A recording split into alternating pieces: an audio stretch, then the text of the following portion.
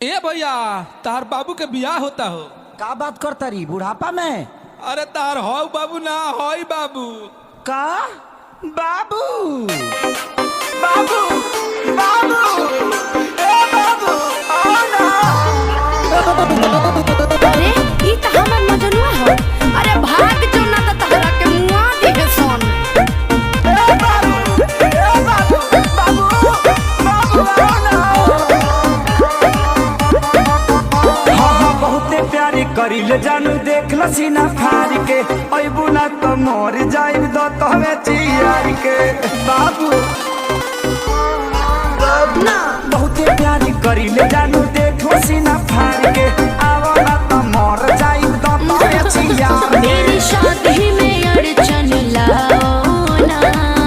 बाबू बाबू अरे का हो? भाई जी थोड़ा धीरे मारिए ना, अभी ताजा ताजा वैक्सीन लिए हैं, बहुत घाव लग रहा है। कुकुर ले खडाट के भगाओ ना। जाओ ना।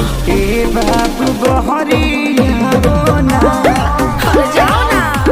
ए बाबू बहरिया ना। अरे साफे थुथुर हवा का। अरे जाना। अरे सब मार के मुआ दी है। अरे काहे नहीं खो समझत। अरे जाना।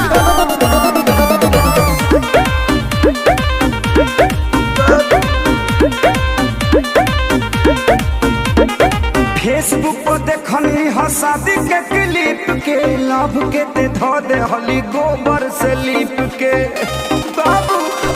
अरे हदे पिटौल बड़ा यार।